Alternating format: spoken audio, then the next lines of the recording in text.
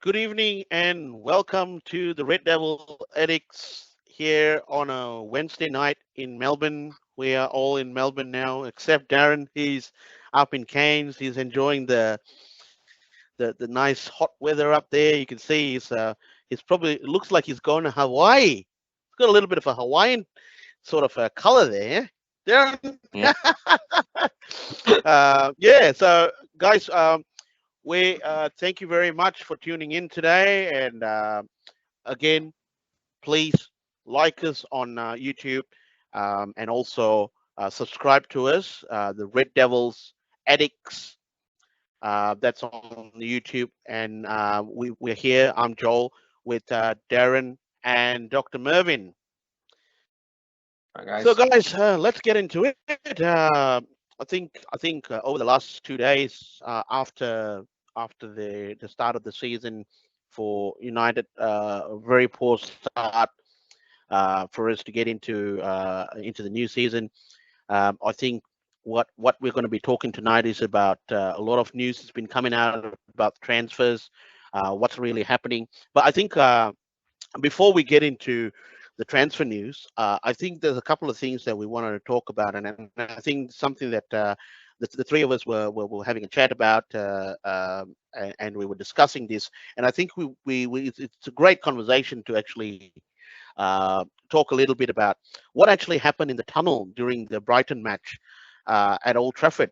A video started circulating in the media about David De Gea literally telling Harry Maguire that we need to move places.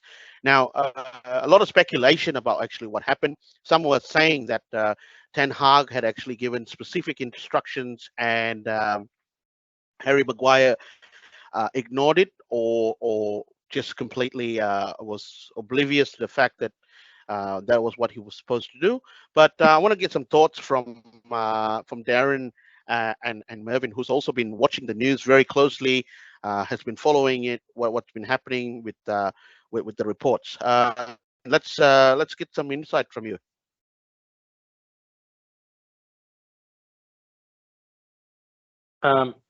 Just in regards to the, sorry, there was a bit of a lag there, Joel. Are you talking about the issue at the stadium or the tunnel? Oh, yes. Oh, okay. Oh, for Sorry, some reason our sorry. internet went. Yeah, sorry. It's a bit laggy on my side. Ah, right. Well, I think we've lost Darren. Darren's frozen on the screen.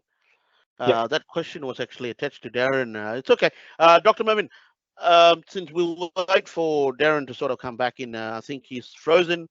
Um, the internet's frozen. Darren, can you hear us? Hey for you. But can you, Yeah. is it gone off like that? Can you, okay. Well, sorry guys, we're having a little bit of an internet problem today. It's probably the weather. Darren, is all the bad weather coming on from the north? Yeah. It's nice up here. Can you, Well, my computer just told me there was a weather alert, so I was like, "Wow, okay, is that causing the problem with the internet?" Anyway, Darren, I was just mentioning to our audience, we were talking a little bit about what actually happened with Harry Maguire, the video that came out. I want to get some thoughts from you.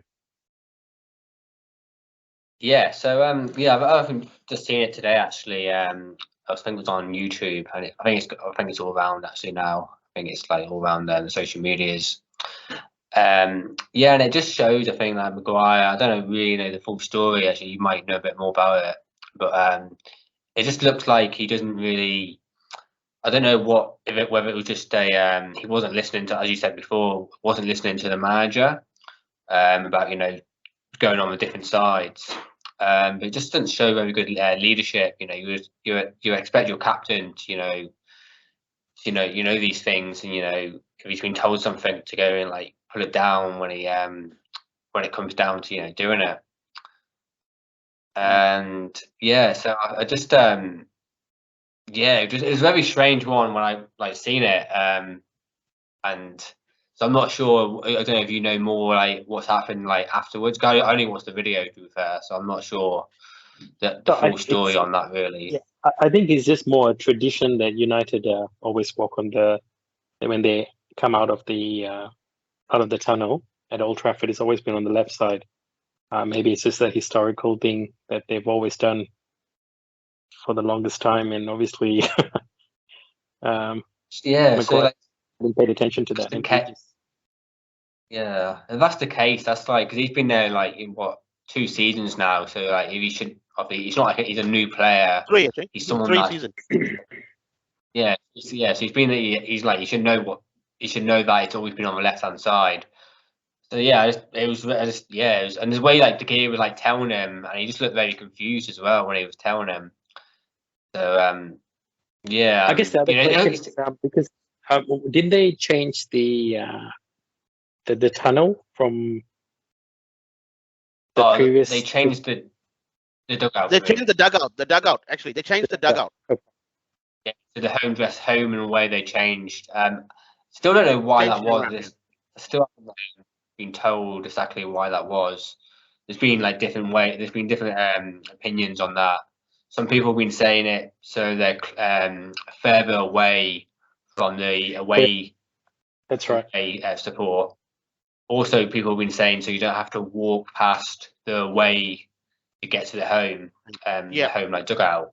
So I'm not too sure like what the reason was behind that, but it was something that he really wanted to do. I think it's one of the first things he mentioned when he first came to Old Trafford, and it was it's always been like that, you know, since Ferguson, and I think way before that as well. Yeah. So actually, I think it's a very interesting point. I mean, if you look at a lot of people believe in good luck charms and stuff like that. Fergie always sat on the other side of the fence, and we literally at that time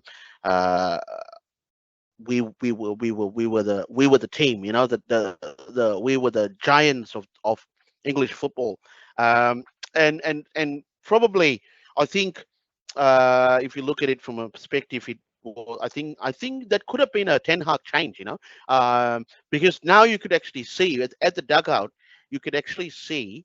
It makes sense. What you just pointed out, Darren. Actually, it makes sense. It could be trying to get the manager away from the away fans and sort of putting them closer to Stratford End. Yeah. And it's also they don't have to walk past. It's a shorter walk for them right up there, and the away team can go there. And the one big thing that they've actually put there, which when you look at the TV cameras.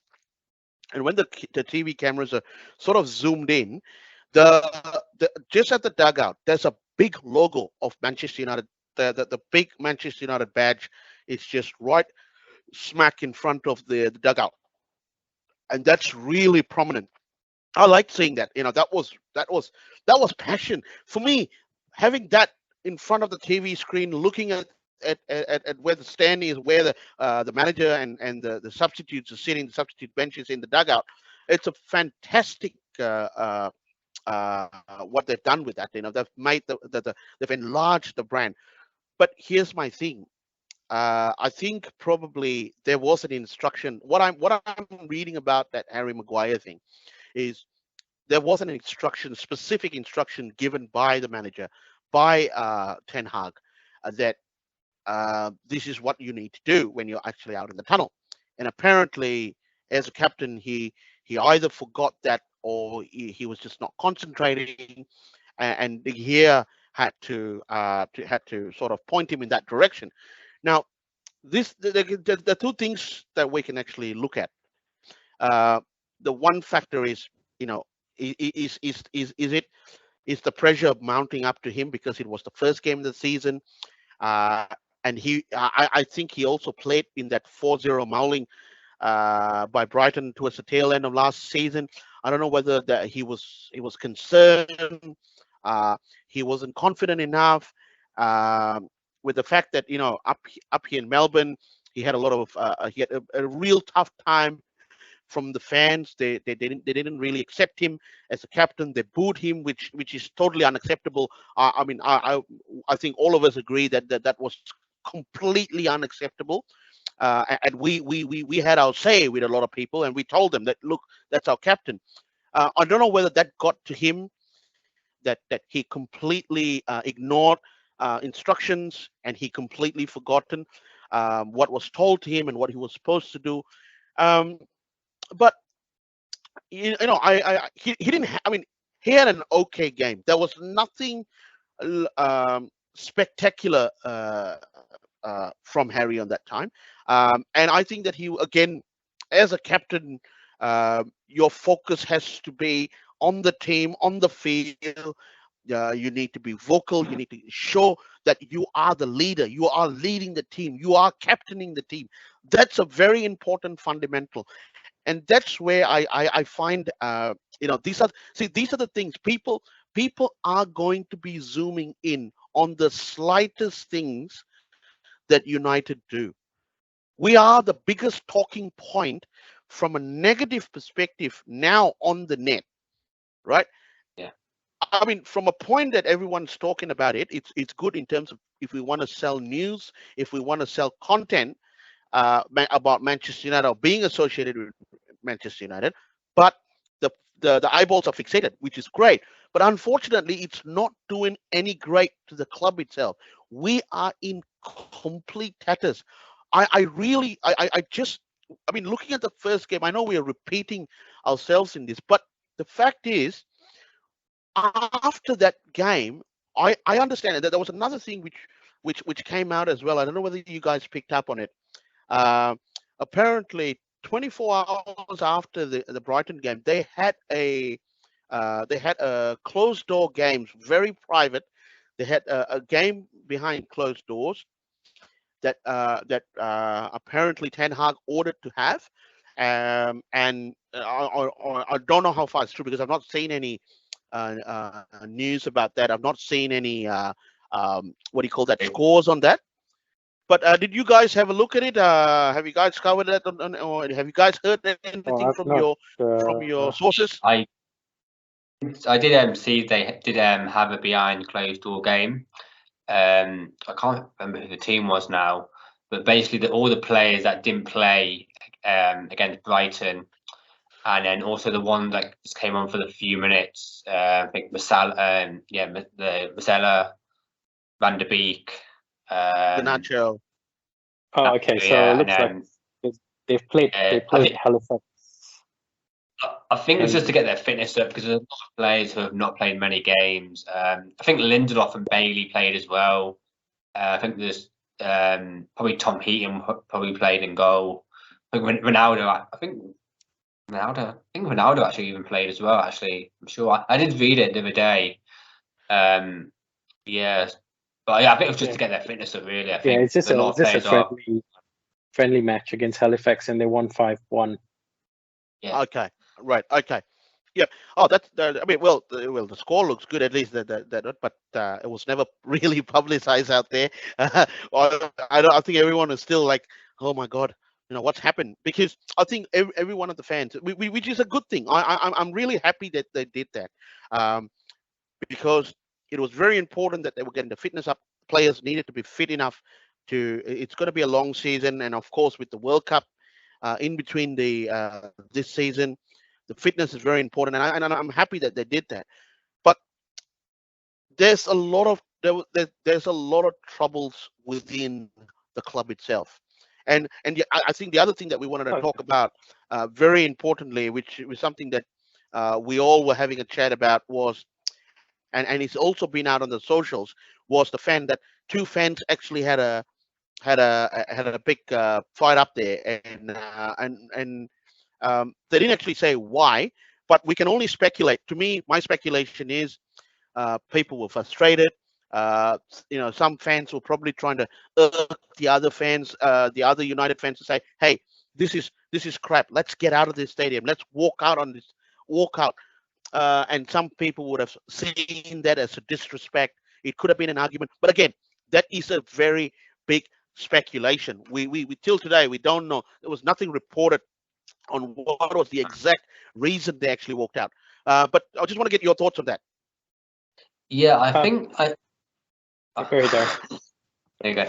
I think we're all excited. To be honest, think these things happen in the stadiums all the time. I think fans have arguments, you know, because you have disagreements. You know, if someone boos someone, or you know, some fans don't like certain players, and you know, some fans are different. Some like want to get behind the team, whatever, even if you're losing. You know, for me, I'm the same. For me, booing it doesn't help. You know, especially during a game. After the game, I kind of I do get it a little bit, but during a game, I just don't see the point in it because it's not going to help the team. Exactly. So I think things happen all the time. I think it was just this got caught on camera, and obviously with it being Manchester United, it comes from a little thing to a massive thing, as you mentioned before. I'm not sure. We're not sure what it was. So it could have been anything. It literally could have been something really small. Who knows? You know, like it's not come out. So I don't think it could be. If it's not come out in the media, it can't have been anything. You know, that bad. I don't think. But But the fact is, but see, this is the thing. It may not, as correctly what you pointed out, Darren. It could have been something really small. It's not. But the fact that it was highlighted is what I'm trying to drive at. People are using that as a point of content because they know people are going to read about it and people are going to talk about it, and that's sort of building eyeballs into that media. But you don't. Okay, let's spin it the other way. What happened if United had won? Do you think this would have been in the news? I don't think so. Or maybe somebody would have mentioned it, but it wouldn't have taken, a lot of the media's attention. But unfortunately, Correct.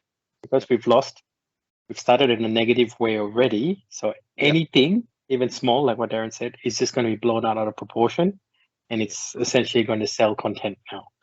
That's United's content at the moment. Everything is negative, unfortunately. From the transfer market to the tunnel thing, and now to the fan thing. And it's only a matter of time something happens during the training ground. Yeah, and also the not mentioning about they called it the peaceful protest outside Old Trafford that day. That's where we probably a lot of people. This is my other concern: is United now being irrelevant for the good things? It's all going to be negative things that are going to highlight the club now onwards, which is a bit sad to see. Now, let's turn our attentions to the other rumor that's been going on. I mean, all of this, as I said, all of this is starting to sort of build momentum.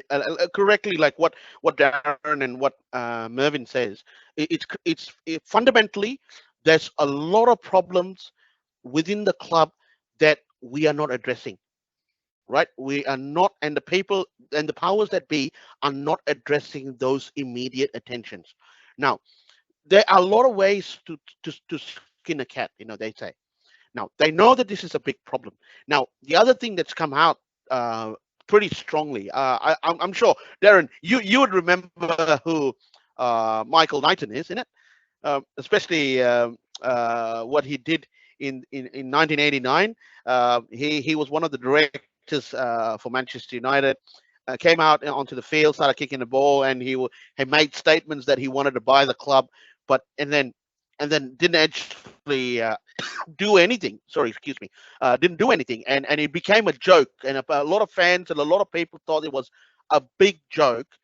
But just recently, today, it's been reported in multiple. It's been reported in the Daily Mirror. I mean, in the Mirror. It's actually reported as one of the main stories in football that Michael Knighton is back, and he's trying to rally up a consortium of billionaires to go after the Glazers and price them out of the market. But here's the problem. Yes, some of the fans are going. A lot of fans were getting excited. Oh, we're going to be owned by a new owner now. Now, here's what I wanted to touch on and get your thoughts on it. Yeah. Now, two things. Going back to what happened in Liverpool I think in 2010. Is that correct, Mervin? 2010. Yeah, it's 2010. Yeah, when George Gillette and Hicks, owned the club. They took out a loan of 270 million. Is that correct, Mervin? About 270 million. Correct. To buy the club, to buy its shares in the club. and they didn't provide enough support in terms of the transfers. And mind you, this is where United are where Liverpool was exactly in the same position. Exactly the same position. Yeah. So the fact is, what happened apparently, the fans had enough. The fans were protesting. The fans were frustrated. I mean, look, Liverpool has got a rich tradition, and I can understand them, because this is how we are feeling now. What they felt that time is exactly how we are passionate fans. We love the club. We love the club. I'm going to repeat myself. We love the club so much that it's very painful for us to see what's happening. And what they did, because of the fans putting in a lot of pressure, it forced the bank, at that time, the RBS, which is the Royal Bank of Scotland, to force Gillette and Hicks to sell the club. Now, they literally put a lot of pressure for them to sell the club, because I think they were getting a lot of pressures, not only from within internally, but also from the fans. And that has a big knock-on effect from the value of the club. I posed that question to Jürgen, actually. Jürgen couldn't be here tonight, but he is back for the Brentford preview, and we're going to ask him this question. Being a finance guy, he would be able to tell us exactly. Now, we've done some research. Mervin has got a great report on this, Darren, and I want to have his thoughts on it, because he's pointed out a very good research, a little bit of data that he's sort of dug into the ownership of the of Manchester United. Mervin, we want to get some thoughts on that.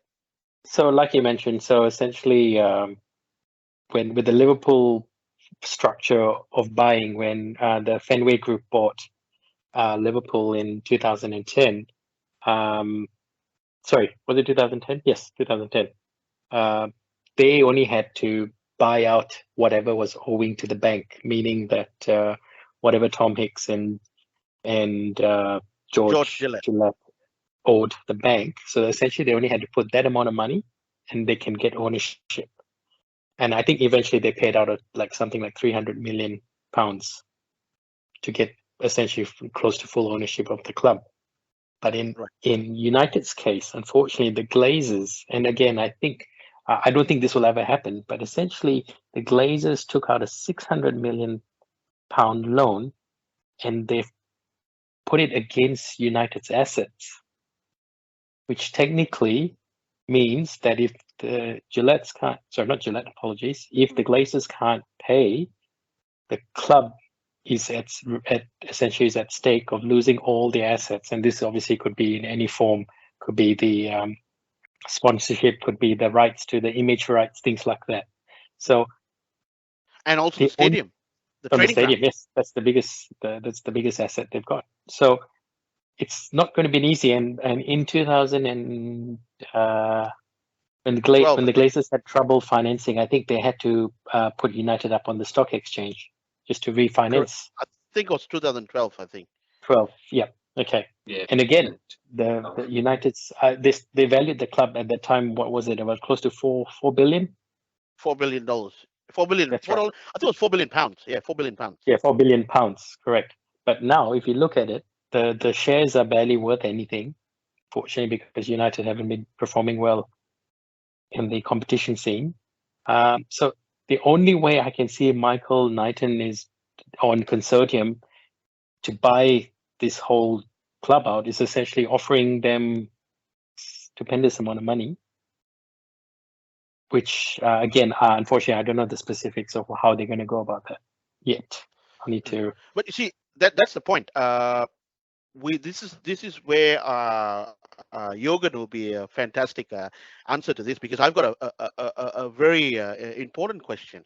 Now, let's just say tomorrow, if all of us, right, hit the tax loader, and we go out there and say we want to be part of the consortium. Now we want to buy Manchester United.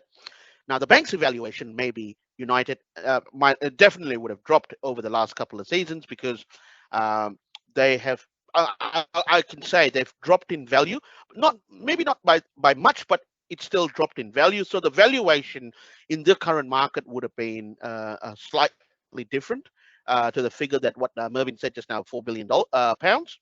Now, what is it stopping myself, Joel, Mervin, and Darren going up now and telling Michael Knighton, look, we want to join your consortium. We've got 100 million pounds to spend. Now let's all join together and probably find another 17 of us to go in and pitch to the Glazers. Now we pitch to the Glazers here. This is the question I wanted to ask Jürgen. Now let's say we pitch to the Glazers and say, bank evaluation says $3 billion, right? Okay, so that's what we're going to go, $3 billion, because we're pitching to buy the club at $3 billion. Now, to the Glazers, that's a handsome profit as well, because they've taken a loan out of the club, and they only purchased it at 670 or 600 million pounds when they purchased the club. Now, that's a big profit margin if they're going to be valued based on the bank's evaluation of $3 billion, for example. Now, what is to say the Glazers said, okay, I don't want to sell the club for $3 billion. I want $5 billion. Right. Now, as a businessman, that may be unless I mean I'm quite certain the three of us here, we had that kind of money lying around, we would put our balls right in front there and say we will buy it. Because I think between the three of us, because from a passion perspective, we will get the right people to run the club and to make us successful again. That is not, I'm not talking about only the manager, yeah? I'm talking structurally from the top management right down to the scouting, right? It's literally ripping the whole club to smithereens internally and putting in the structure to build the club from internally to and flourish internally to become external greats again. Now, we can do that. But here's the thing. The Glazers will not budge. They know that they're sitting on a gold mine. Now, my question to Jürgen is going to be really simple. How do we, as fans, how do we make our voices heard to drive them out? Because I tell you, with them owning this club, they've got no clue on what the club needs.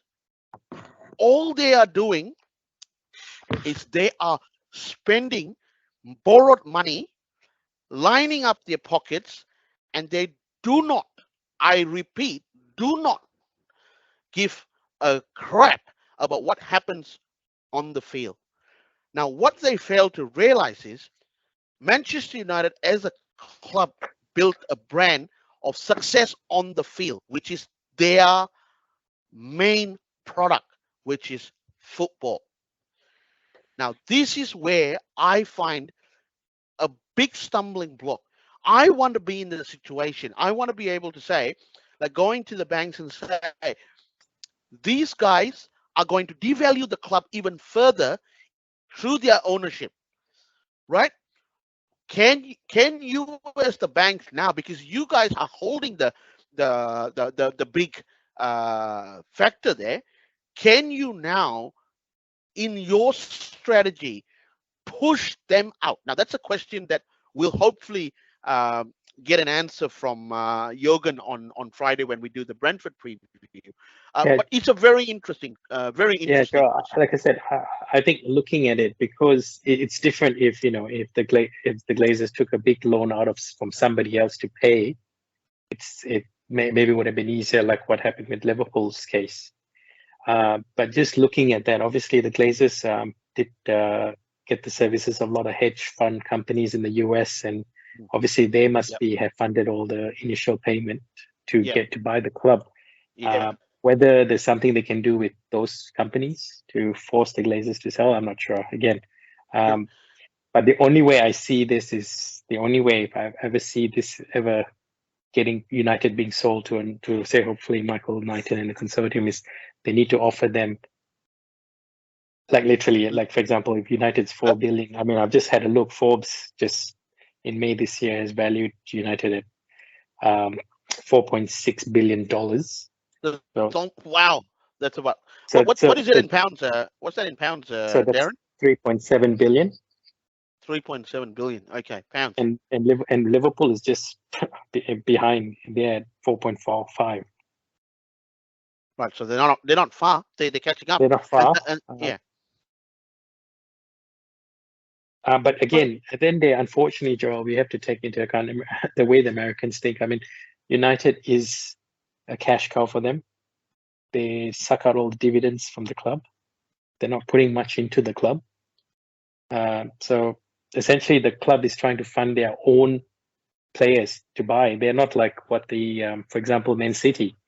They've had, they had that investment group just throw all this amount of money of their own money. Yeah. But Glazers are not doing that. Yeah, the only thing that they care about is for themselves and getting commercial deals. They're not putting money into the club, as you said. They don't care about the club. And the question you asked there is what can as fans do? Well, we've already tried. We've done protests. We've had a game called off, and these things have not worked. And I don't really know what the answer is going to be. The only way I see is only to hit the United's revenue from the shirts, all the sales from the shop, online sales, tickets, game tickets. Well, that's what they were saying. Like they were saying, getting the fans not to buy the shirts, not going to games.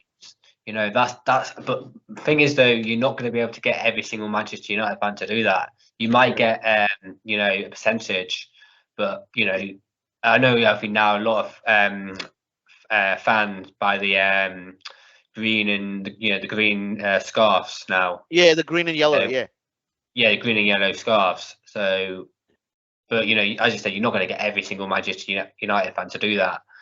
So that way, that's the way it could happen. But it's that's going to be very impossible. The amount of Man United around the world. Darren. I'm sure you've got a lot of friends who are United fans up in England. What are they saying? What are they? Well, I'm sure they are also frustrated. They are there. They're probably going to games every week. What are they saying? Yeah, they're just like everyone else, really. They're just frustrated, and they obviously love the club, and they'll go support them because at the end of the day, they don't want to stop supporting them.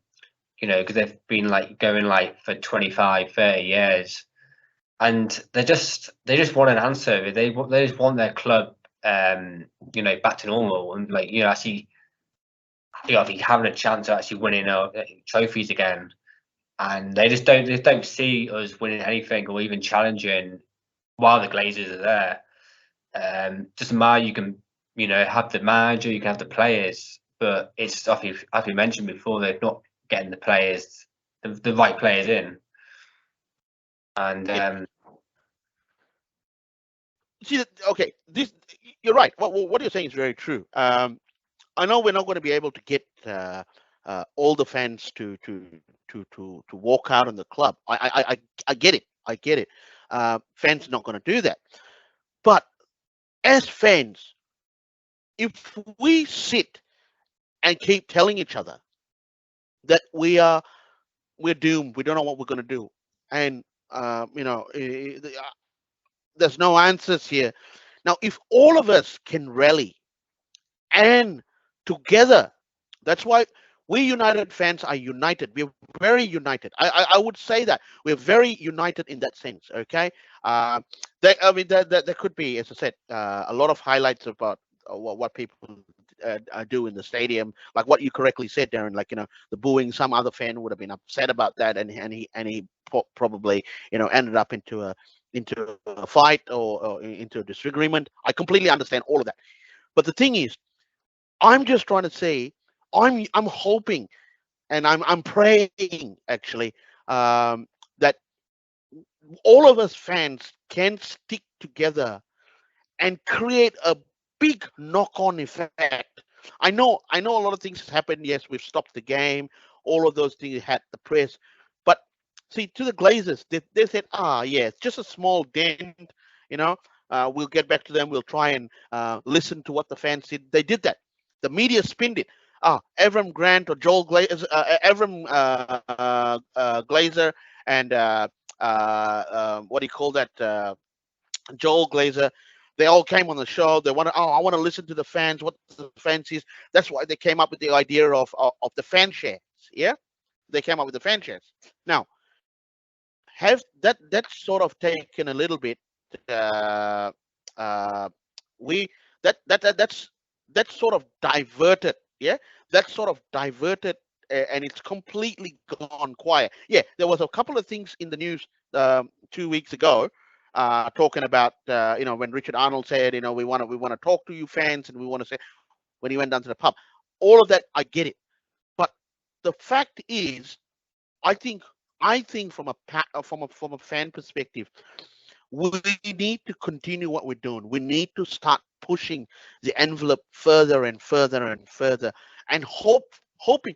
See, the only way that you're gonna get these guys out is when the commercial side of the business starts saying, "Hey, I'm losing fans. I'm losing this sort of eyeballs." And there's something they've got to put the pressures on the Glazers to say, I think your ownership or your running of the club is creating this problem, right? Tomorrow, if one of the billionaires, say Elon Musk, now comes in, I think you remember this story a couple of weeks ago when Elon Musk was looking to buy Twitter, and one or two fans actually went out there and tweeted, "Why buy Twitter when you can buy Manchester United?" And every fan would have been jumping up in the air, But see, ideally, if those kind of owners came in, they not only have the business acumen of it, but they also generally understand the commercial value in how I set up the club, because its main vehicle in driving all of this commercial value, the brands like Adidas, the brands like TeamViewer, all of them, what drives them is the fundamental factor. What is Manchester United? They're a brand and their product is football. Simple. That is simple. That's what they are interested in. So what I feel, and this is something that I'm going to say to all the fans out there, we need to stick together. We need to drive this even more, and we need to hopefully let our voices be heard from the commercial people. We need to start knocking on those commercial people, right? Because they are the ones that are going to be able to come down to the Glazers and say, hey, we are a brand. We do not want to be associated with team that is losing or the team that has got so much problems. We want winners. We want to be associated with winners.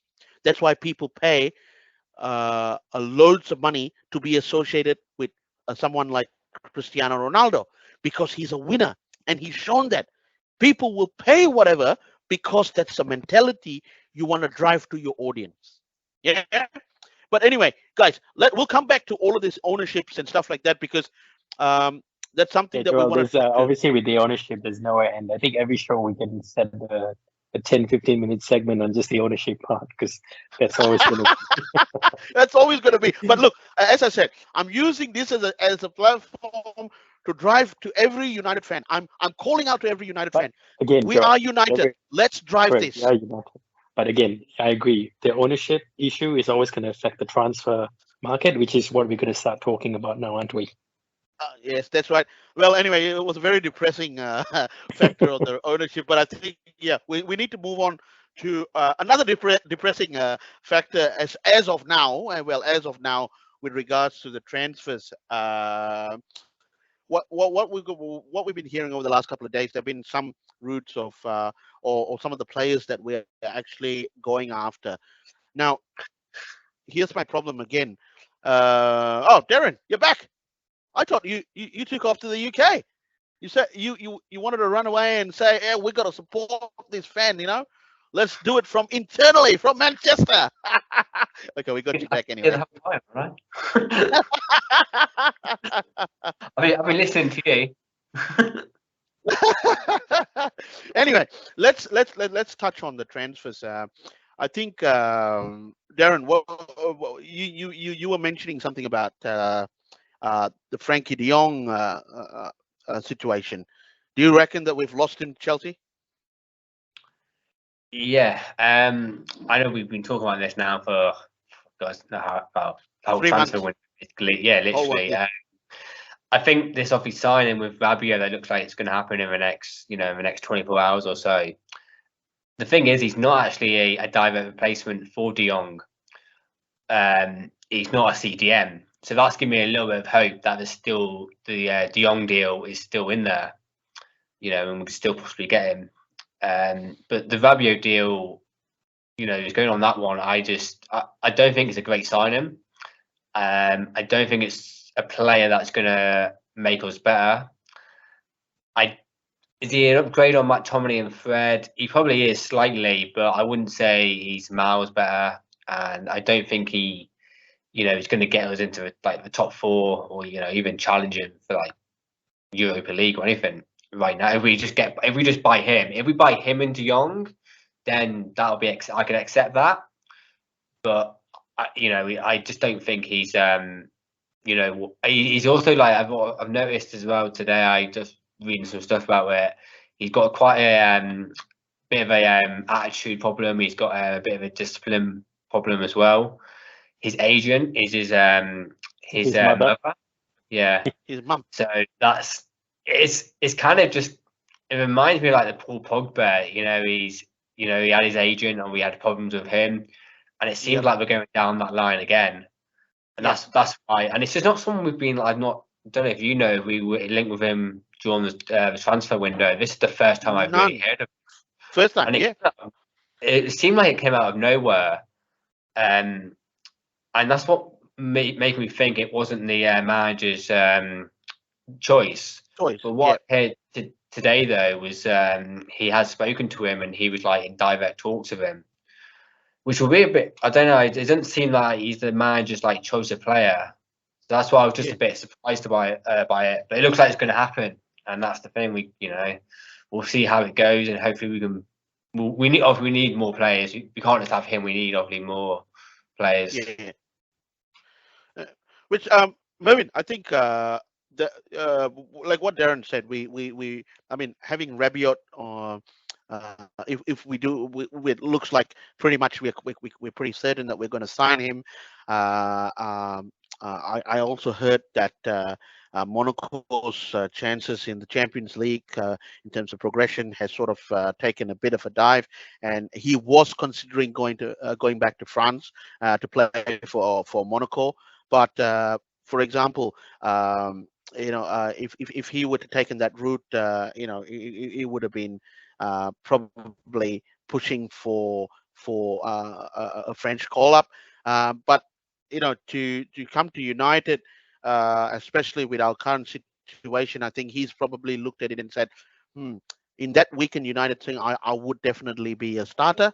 So I think I might probably consider going there because of the midfield's problems that we have. But I think another one thing that you did mention, Mervin, we were also going after Milinko-Savic, and you were on the phone with Vidic just now trying to convince him. Yes, I wish I was. I wish I had a direct line with Vidic. But yeah, so just I think as of, I'm just quoting from Sport Bible by Rory O'Callaghan. I think as of just under 24 hours ago, looks like United are preparing a 68 million euro bid for Milinko-Savic, and the idea is he was going to be the midfield key to replace McTominay. And looking at him, he's 27 years old. He's scored 58 goals for Lazio. Again, to be honest, I'll say I've only seen bits and pieces of him. of when he's playing, and I think he can soak up some of the midfield pressure, which is where again, like what Darren was saying, I don't think Rabiot is the person that can play that midfield role. He's not a Kante or somebody who's got that strong body to soak up the pressure from the opponent midfield. Because, for example, we look at, I was just going through the the post-match game tactics of the last game against Brighton, and I was just seeing the way that they set up. Essentially, Fred was just holding right in front of the defenders and McTominay on the right, and essentially you played a high line, and that's it. They could not withstand the pressure from playing that high line. So I think Milenko-Savic might be able to do it. And in terms of the pricing, I think that's it's. I was just saying to Joel earlier before we started this recording that it'll be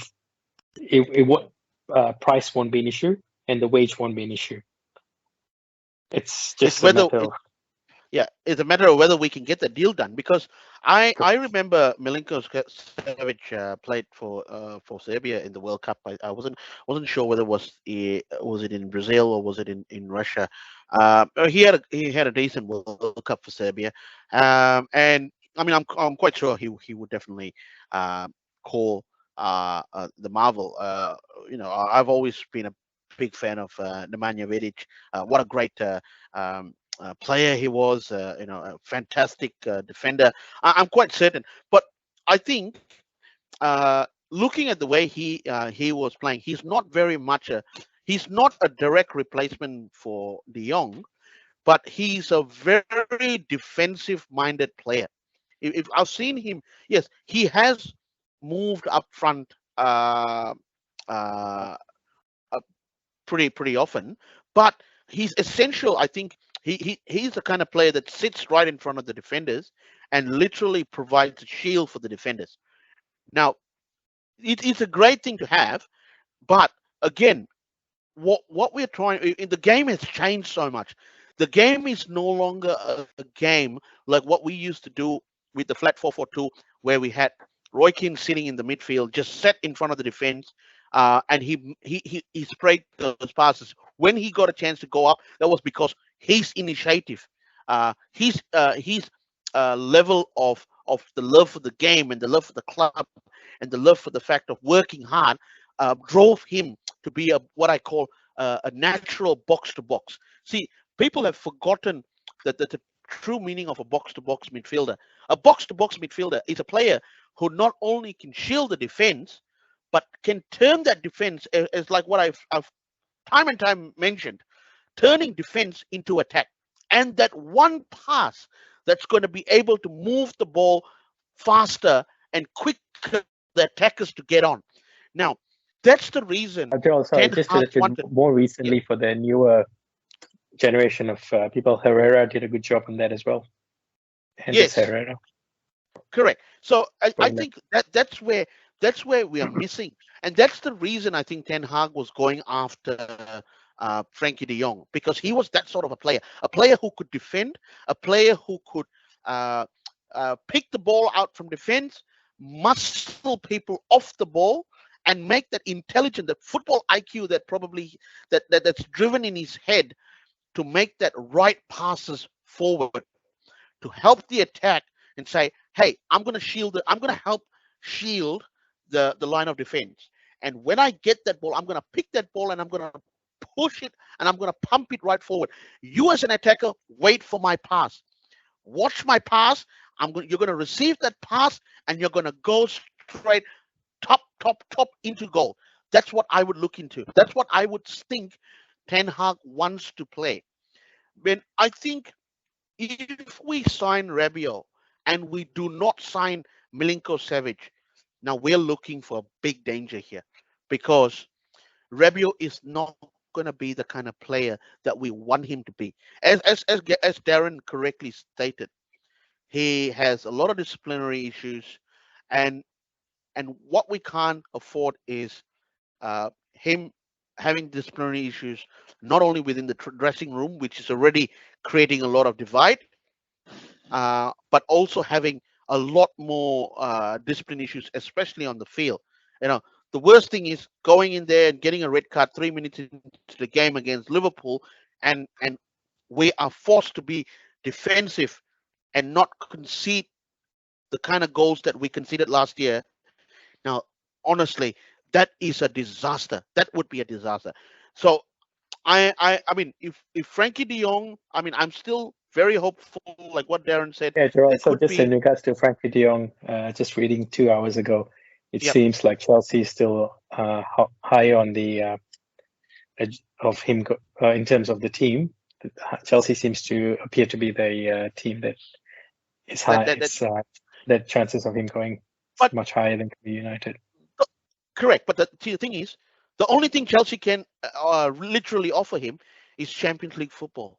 Now, I know that for a fact, yes, and as what you correctly mentioned, Mervin, it also from a Chelsea perspective, there's a chance for him to win a trophy. Yeah.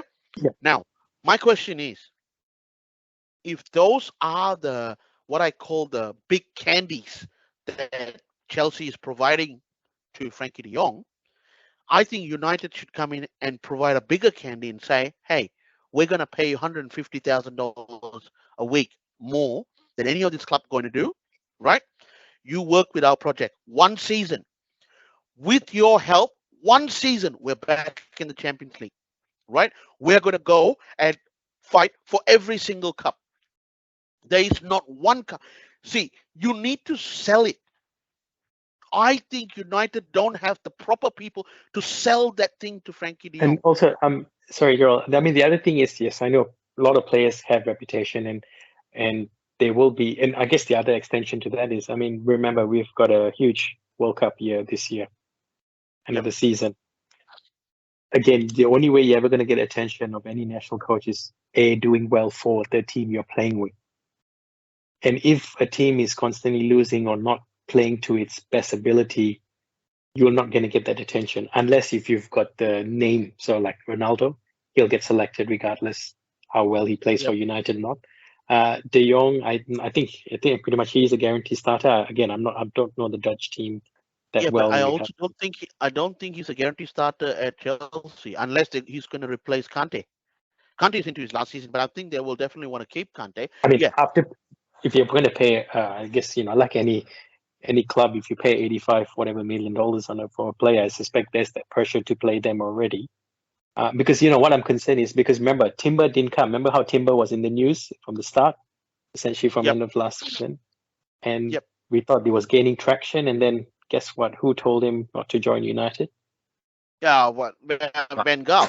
No, there's two things from there. One, Darren, remember when we spoke about Van Gaal last week, and how he's so frustrated with the United board that he did everything in his power within his ability to literally stick it to United, and because Timber was Ten Hag's first choice, we settled for Lisandro Martinez.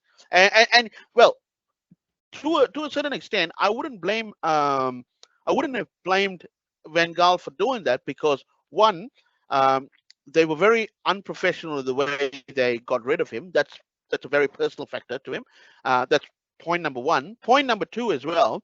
Now, was Timber a guaranteed starter? I think that was the case that Van Gaal was trying to make with him. You're going to go to United. You may not be a starter there.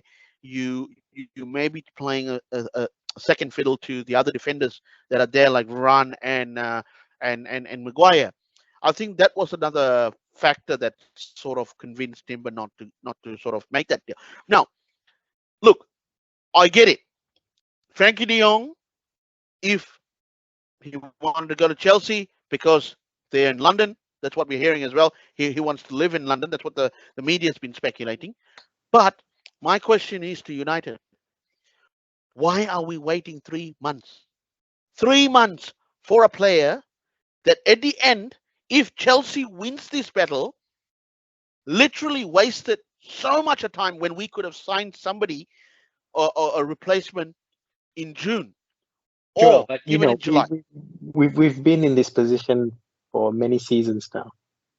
A lot of players have been, have been associated with United even from just off season, pretty much from the start of the off season. And when it comes to the crunch, they always end up going to another club. That's the sad reality of it, unfortunately. I think, and again, remember, we've always said we do not want to panic buy. And I don't want De Jong, I wouldn't say De Jong is a panic buy because we've always been linked with him from the start. But then to throw ridiculous, because we want to get away from this mindset of throwing all this money to players just to purely come and pay for United for the money and not for the shirt. Remember that. And that's what I'm concerned. But that's not going to happen because we've always ended up paying the money that they want. Look at Fernandes. The Fernandes deal, at the end of the day, we overpaid because we didn't sign him in the summer, and we were desperate because we had injuries to Marcus Rashford in that January, that we ended up overpaying money what we could have had of starting Fernandes from the start of the season rather than getting him in January when half the season was gone, and we still overpaid for him.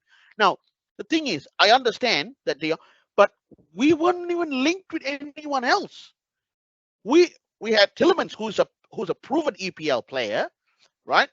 We've had Ruben Neves, who's a proven EPL player, who could have done the same thing that Frankie de Jong could have done, but no. We are being priced out of the deal. Now, what I don't understand is we've started the season needing a CDM, and we did not.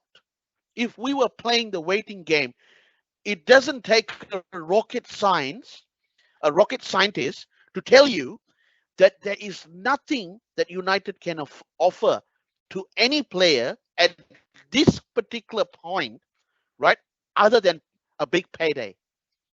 That's the only thing that's going to convince players to come. I know it's a bad precedent, but unfortunately, for this one season, we have got to do it to get the right player. Then the strategy should be, we've got all these youngsters, Zidane Iqbal, Charlie Savage, Tai Chong, Ahmad Diallo, giving them opportunities. Garnacho, a fantastic player, giving them opportunities in a lot of the games that will slowly develop them. So by the time this season ends, next season, they would have had a lot more experience. Look at what we did with Mason Greenwood. We gave him an opportunity. He became a star. We did that with Marcus Rashford as well. He was forced to play Rashford because we had so many injuries to our defenders. Marcus Rashford developed. Now, if we don't start doing that, we are going to end up overpaying for players in the future, which is going to be the effect. But for this season, we don't have a choice. We have to invest that money because the only thing a player is going to come to United for is a big payday, right? If I was the owners, I said, guys, you remember this is the money. He was a flop, Flop, correct. He had a big payday, right? He was a big payday, but he wasn't a player. I mean, well, again, it was speculation. We won't know what happened behind closed doors. I mean, I'm sure Darren, when you were in the UK, you would have heard a lot of press about Sanchez. That he wasn't a Mourinho signing, was more of a Glazer signing, right? Yeah, but he was just that when Sanchez came up, I thought he would have been good for United, but we bought him at the wrong time, really. He was in decline when we bought him, and we've done that so in the last 10, 15 years now. We're just buying these players, and they just want to come just for the money. There's not been many players who are coming now who actually want to play for the badge. Correct. And I know you say there, just do it for one season. But honestly, I want players that want to come to the team, for not just for the money. I want them to come because they want to play for Manchester United. Mm. And it's happening. I totally agree with you, Darren. But unfortunately, at this point of time, at this gone are the days where players really wanted to play football. They wanted to play day in, day out. They wanted to play for the badge. They would come to a club like Manchester United because they wanted to play for the best manager, and they wanted to win trophies. But I think a lot of the players today, they're only coming for the money, and also and unfortunately for United, that's going to be the case. Now, in order to put a stop to that, is we've got to, we've got to give a little and then take it back. The reason why I say that is, now we go out there and bring in 4 or 5 really strong players that Ten Hag wants. Now, the reason he wants them is to play a certain style to get United going and maneuvering, right? This is when he has the players that he needs to interchange with some of the younger players, giving them the opportunity to build that little bit of experience and players to look up to and start to build that character. When we come to next season, we have got, this is exactly what Klopp has done. He's invested into so many youth players, right? When he bought the stars that he wanted to fix the complete team, he also started using money to buy a little bit of those younger players. Like this season, when he signed Darwin Núñez, he also signed Carvalho. I think he signed Carvalho in January, right? They had an agreement in January and they made it official in the summer. Now, see what he's doing. He's building that youngsters, and he started playing a lot of the youngsters, giving them a lot more experience, which will then, when it comes to the season, he will tend to integrate them. That's exactly what United did. That is a United formula. Liverpool literally is using the United formula.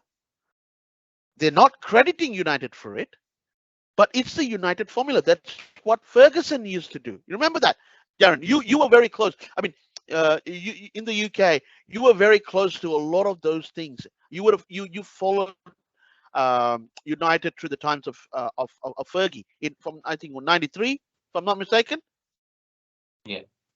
So you would have seen that how Ferguson took a very strong stand in playing the kids, and was it Arsene Wenger or who said it that you can't win titles with kids?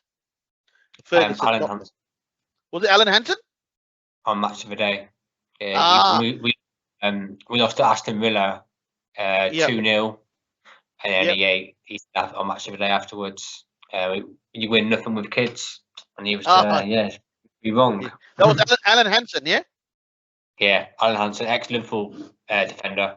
Yeah, a Liverpool defender, and I think he's now the new CEO of ATP Tours, or has he left ATP Tours? I'm not sure, but yeah. Well. What did Fergie do? He proved him wrong, so wrong, and those kids went on to win the treble. You know, that's an even big achievement. But see, the thing is, that's the mentality Ferguson had, and he challenged the norm. See, in this current market, it's changed so much over the years that we need to put in that investment now and change that strategy, because when you start having those players, now there are two ways of looking at it. We don't get a CDM, we start using Ghana in there, right? He gets coached to make that position his. Now we're going to have to trust him, and trust him enough that when the big boys come playing us at Old Trafford, or we going away, there are going to be situations where we're going to lose the game. Yeah, because he's not had that experience. Well, he's had enough experience with Nottingham Forest, but it's a different league. Yeah, he's going to be playing for Manchester United. But if we develop him, and we start developing people like Zidane Iqbal, if what we saw here in Melbourne, played a fantastic role. Now, that could be a start of us now telling other clubs we are going to generate our own talent, right? you guys are going to be paying us stupid money to buy our players when we feel that this player needs to move on, right? Because that's exactly what's happening with Man City. That's what's happening with Liverpool. They've paid the money, they've invested, they bought youngsters, developed the whole thing, and now sell them for a song. They made, I think, what was the? Remember we were talking about this, Darren.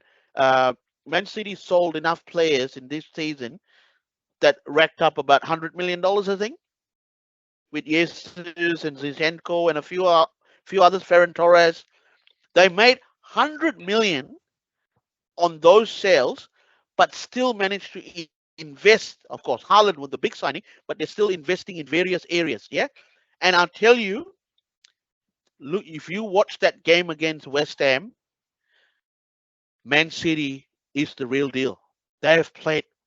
I mean, they play. They won brilliant like what they were last year, but we saw towards the tail end of last year how did they win. And today there was a report in the Mirror that said even if Guardiola came and took over Manchester United now, we would still be in this mess. Now it's a very sad thing, but you know.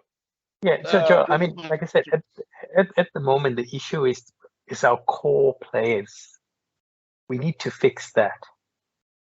Yes, we can get all these extra players to supplement and to reinforce or strengthen the core, but we're still depending on this core players that we can't get rid of. We need them to go. Fred, McTominay, they all need to go, because if you come in, so again, remember, the midfield is an engine of any game for success of any team. If you still see the same characters who are playing in that midfield, we're never ever going to be sold a winning team. So I think we spoke about this in the last video. I think Ten Hag just has to take the risk and put all the youngsters in there. So break that whole McFred combination and try to be a bit more creative. And I think and I did mention that I would maybe like to see Lindelof playing that position of CDM to see if that works. Yeah. I think you're right. I think Darren mentioned last week as well that Lisandro Martinez can actually play in that CDM. He can play. That's right. Yeah. So hopefully we can see some of that new changes, because I think now if we see the same team sheet, we're just going to start the game. Even they've already lost the game from a fan's point of view, even before it started. Yeah, literally. We've got the same like the deadwood in the team as well. We've got so much. There's so many players who we don't need that. Like people like Eric Bailey, Wan-Bissaka. We've even got Phil Jones. How is Phil Jones? Like honestly, like can you believe it? He's still there from Fergie. He was when Ferguson was there, and I'm like, whoever gave him that contract? I think he signed like a 5-year contract, and I know he's had injury. Mind you, though, Fergie remember Fergie when he signed him? What did he say from Blackburn? From Blackburn, yeah. He's going to be a star. He's going to be a star. He's going to be a star. Well, to be fair, I think he's a great defender, but I mean, injury. He's just had bad luck, like injuries and stuff like that. But we should have moved him on. But when Ferguson said he was the next Duncan Edwards. Yeah, that's it. But I think injuries. You just look at players, even like Jack Wilshere. He's had to retire at 30, and he was meant to be like England's next best midfielder. And injuries do take a big part of the game. Like it's like Owen Hargreaves. I think he would have been a top Manchester United player, but injuries got to him, and he just it's a shame because one injury and your career is gone. The career is gone. Correct. Mind you, Phil Jones, when he did play last season with that one game, I think he was equally like close to man of the match. Like you saw, he went for those tackles. He wasn't afraid. Yes, he's injury prone from all the silly tackles that he does occasionally make. But still, you can see that's what we've lost. We need somebody who's willing to put the tackle in and just win the ball. Put his head in. Put his head in. Remember the head? Remember that game where he actually used his head to Well, Yeah. it was against Arsenal, isn't it? Yeah. The thing is, you look at McTominay in midfield. He should have got sent off. I don't know if we actually mentioned that, didn't we? But on the weekend, he actually should have got sent off because it was there. I don't know if you've seen the tackle that he made on the Brighton player. Oh, yeah. That Yeah. I looked at the He got away video with and it. I'm like, that's a red card, and he was. That's a He red can't card, make a tackle. McTominay, he's not his. He can't do a lot, but especially tackling is not his. It's like Paul Scholes. He was the same, but at least Paul Scholes, he could do everything else. Everything else. That's right. He just couldn't. Yeah. He just couldn't tackle. Yeah, but his passing was amazing. 4 goals, a leader. Yeah. Exactly. I think McTominay, like you said, when he's in the box, he can score. He has shown that he has that ability, but he just cannot play from defense moving forward. Even Fred is the same thing. We've seen him towards the end of last season. He scored that beautiful goal. He was up in the front. That's the thing. He was very much in front, attacking on the attack. Yeah. He is not a defensive-minded player. Both of them are not defensive-minded players. And one of the things with McTominay, and this is where frustrates me with McTominay, is he's got the capability of being a good player, right? But he's not consistent enough in what he does. He will have one good game, and the next game he will be really, really seriously. Us as fans would think that, what is he even doing on the field? Yeah. But McTominay, for me, is not a starter. He's a squad player. We bring him on when we need to. Yeah, but not a starter. I will mention this when we play Liverpool in a couple of weeks, but the Liverpool game is probably a game suited for McTominay, because against Liverpool we're going to need people like that. We'll talk about that in a couple of weeks when we do like the preview for that. But that's going to be very interesting, because I think that's probably his type of game. They're like a Darren Fletcher, like playing like for like the big games. They're the type of games that you need players. It depends on who's next to him as well. If you do need that, you need like good players next to him. You can't be. You mentioned this already, McTominay and Fred. Just it can't happen. We have to get rid of that partnership. Yeah. And I tell you, you're right. You remember we used to have Park Ji-sung. You remember one game against Aston Villa? He just took to Pirlo like no man's business. Every time Pirlo got the ball, he was there. Park Ji-sung, he just took the ball, he just kicked everything. He just literally stopped Pirlo from playing. And I think we won that game, innit? I think we won that game. I think so too. I think it was one of the Champions League game that Ferguson literally told Park Ji-sung, all you do is just wherever Pirlo is, you stick to him. Because the reason he did that was because Pirlo was the kind of player that could take the ball from defense and turn it into attack. And he's the one that has the right IQ, like a Paul Scholes. He is able to watch the game from afar. A Modric can do that. You see the game that Real Madrid, the Champions League final, Real Madrid versus Liverpool. Did you see Luka Modric in that game? How old is he? 34, 35? Literally, he was one of their best players. Yeah, one of their best players. I'll tell you, Luka Modric. If you look at those kind of players are very hard to come by. I see that kind of player in Garnacho, but he's still very young. But we need to give him. We can't throw him into the deep end like what you said, Darren. We cannot overplay them now. We need to slowly introduce them, and this is where we need to sign players that are experienced enough to come in and guide these players in those kind of games.